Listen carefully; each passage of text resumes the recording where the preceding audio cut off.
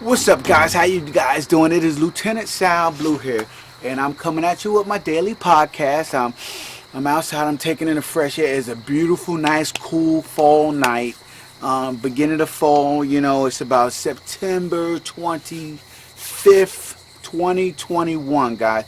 If you guys are carbon dating this thing, so that later on, 20 years from now, you can see how brilliant I am coming at you with these concepts and theories that I'm talking about when it comes to my top mistakes. But anyway, guys, I'm here with my daily podcast, and I will continue my daily podcast as long as physically possible. So my first milestone was 100 days, right? And I just passed 100 days 7 days ago, and today I'm at episode 108, I believe. Episode 108. I have to look back and see and check what episode I'm actually at, but I believe it's episode 108. So, and doing so and getting to that milestone, I just want you guys to realize that it is about consistency and about being steady and about sticking to something long enough to see results for yourself, right? So today's podcast is going to be a two-part episode. The first part of the episode, I was talking about finding the value, and the second half of this episode, I'm going to talk about something that I'm working on right now, guys, and that is my my course, my top 25 mistakes course. And it is I'm going to be getting to something important, which I think that everybody needs to learn how to conquer, right? And it is the victim mentality. So let's just hop right into that, and let's get going, man.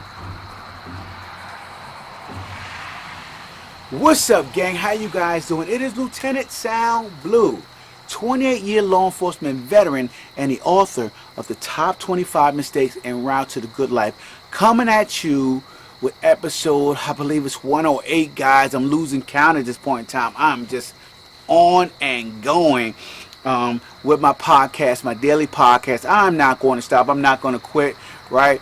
I told you my first milestone was 100, and I believe that I reached that 107 days ago, right before I set ground at Puerto Rico. And now I'm back home, and I'm like at episode 108, I believe, and I'm going to continue on because my next milestone is episode 365. So, in saying that to you guys, obviously, I need to do what I'm good at, which is being consistent, right? In law enforcement, I was known as a honey badger, right? I worked hard to get what I want because I put my head down and I continually work for it. I continually work for it, and I continually push for it. And that is what I did in order to create the life that I want, right? That is what I did. I constantly work for it, and I constantly push for it. And guys, if you want to have the life that you want, it is going to take some serious consistency in order to create that for yourself. It's going to take that consistency. And it's not always going to be easy, right? It's not easy, guys, and I'm back to you guys on YouTube. It's not easy to be consistent, right? It's not easy to be consistent. In order to be consistent, you have to create some habits, right? You have to create these habits within yourself that you keep promises to yourself, right? Now, my mentor used to talk to me about how if I did not go keep my appointment with the dentist, they charged me for that appointment, charged me a copay for that appointment. And so that was like a punishment for me not showing up to the dentist, right? If I miss a doctor's appointment, they do the same thing. If your book is late to the library, they do a punishment. So you don't do the same thing to yourself, right? So you make it a point of showing up to a dentist appointment, showing up to a doctor's appointment, which those things are important. Your health is very, very important, but you make it a point of always showing up, most of the time being early for those appointments, but you do not do the same thing when it comes to the promises you make to yourself. What are the promises you make to yourself, and do you keep them? right? Because when you don't keep these promises that you make to yourself, what begins to happen in your mind is you begin to stop believing in yourself. Your subconscious, right, starts to tell you, oh, you're full of shit, right? Why are you even saying that when you're not going to do it, right? Your subconscious starts talking back to you. Your subconscious, right, begins to beat you up for speaking, okay, things that you are not going to achieve. And the reason why it does that is because your subconscious doesn't like the pain. It doesn't like the pain of you not following through. So it is trying to protect you against it, so it fights against you steadily, hard, and it pushes up against your will to do what you want, to achieve what you want in life, man. So you got to stop lying to yourself.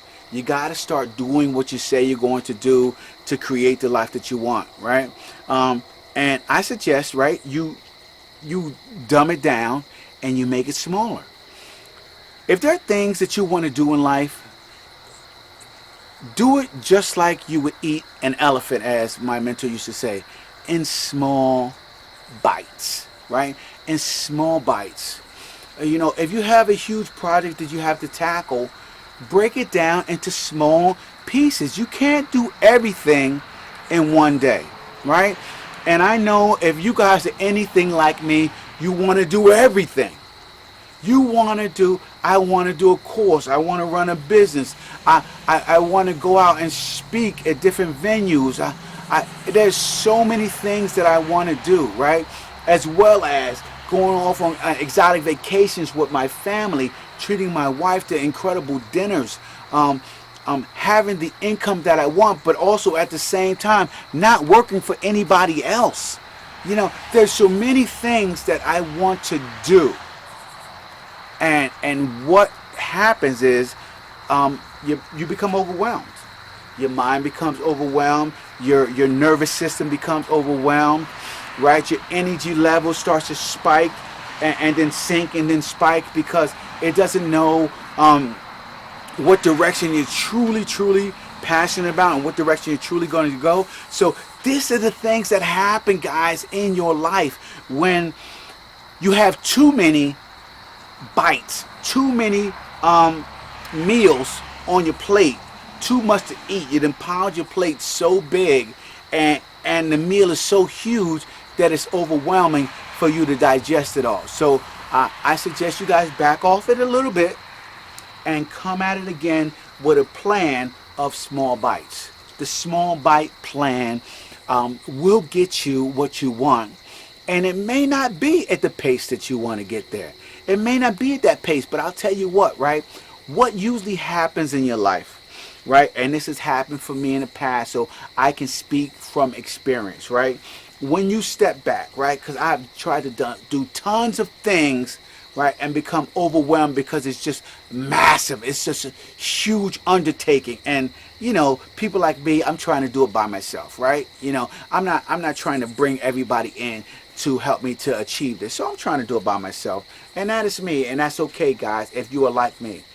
But I do suggest that obviously if you have a huge, ginormous goal, you're not trying to do it by yourself. But if you are, that's okay, guys. That is what it is right now. But hear me out, right?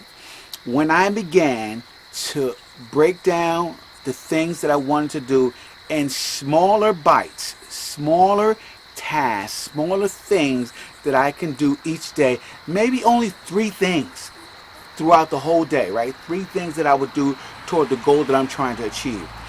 What eventually happened is every day I did those 3 things. And I didn't take a cheat day or a day off or anything like that. It was every single day, no matter what. So I made them small enough so that no matter what happened in my day, no matter how crazy my day was, I did it anyway, right? So 3 things a day, I did them and I got them done, and I did it again the next day. And I did it again the next day, and the next day, and the next day. And what happened, guys? It created momentum. And that momentum started to surge, right? And so that momentum started to surge, and I started to have a greater knowledge of what I was doing. So the task, even though it was still 3 tasks, there was